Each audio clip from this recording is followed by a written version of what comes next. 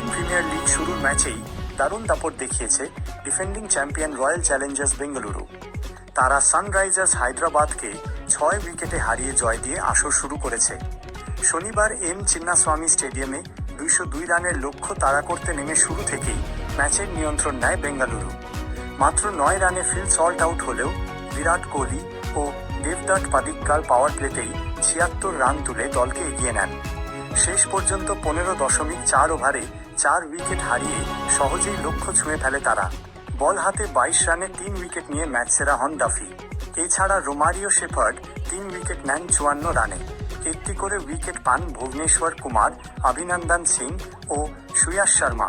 জবাবে কোহলি ও পাডিক্কালের জুটি গড়ে তোলে জয়ের ভিত।